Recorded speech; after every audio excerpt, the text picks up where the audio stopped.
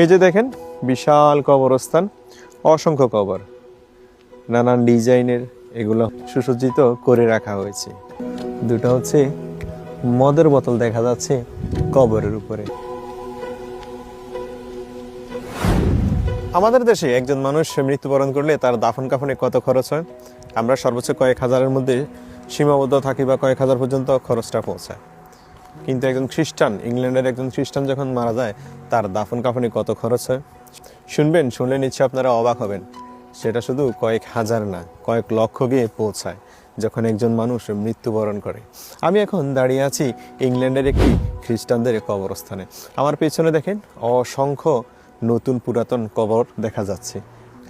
আমি আজ বিশাল এই কবরস্থানটা ঘুরে দেখব এবং যাদেরকে এখানে দাফন করা হয়েছে তাদের মৃত্যুর পর তাদের পরিবারকে কত টাকা গুনতে হয়েছে তাদের আপনজনকে কবরস্থ করার জন্য, সে হিসাবটাও আপনাদেরকে জানাবো। চলুন আমার সাথে কিছুক্ষণ থাকুন। এই যে দেখুন কবরস্থানের চারদিকে কি ভীষণ নীরবতা, শুধু বাতাসের শব্দ, গাছের পাতার ধোলা আর সারি সারি অসংখ্য কবর। প্রতিটি কবরের নিচে ঘুমিয়ে আছেন একজন মানুষ। কারো ছিল অনেক টাকা, কারো ছিল অনেক বড় ব্যবসা, কারো ছিল সুন্দর পরিবার, কারো ছিল অনেক স্বপ্ন। আজ সবাই একই মাটির নিচে। এখানে কেউ ধনী নয়, কেউ গরিব নয়, কেউ বড় নয়, কেউ ছোট নয়, এখানে সবাই সমান। এই দৃশ্য মানুষকে খুব অদ্ভুতভাবে বদলে দেয়। আমরা সারা জীবন বাড়ি বানাই, কিন্তু শেষ পর্যন্ত আমাদের থাকার জায়গা হয় মাত্র কয়েক ফুট মাটি। কিন্তু শেষ যাত্রায় অন্যের কাঁধেই যেতে হয়। আমরা ব্যাংকে টাকা জমাই, কিন্তু কবরের সঙ্গে যায় না একটি পয়সাও। যা যায় তা হলো আমাদের আমল।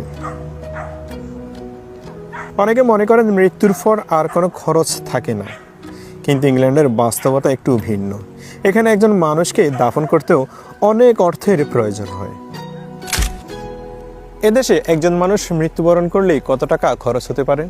আমাদের দেশে যেহেতু আমরা কয়েক হাজার টাকা দিয়ে কাজটা সেরে ফেলি, তাই এই দেশের যে পরিমাণ টাকাটা খরচ হয় দাফন কাপড়ের ক্ষেত্রে সেটা শুনলে রীতিমতো অবাক হবেন, বা আমি প্রথম যখন শুনেছি তখন আশ্চর্য হয়েছি।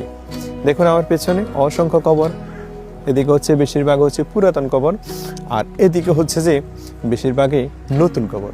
তো আমি পেছনের ক্যামেরা দিয়ে কবরস্থানের ওদিকে যেতে যেতে আপনাদেরকে বিস্তারিত বলছি।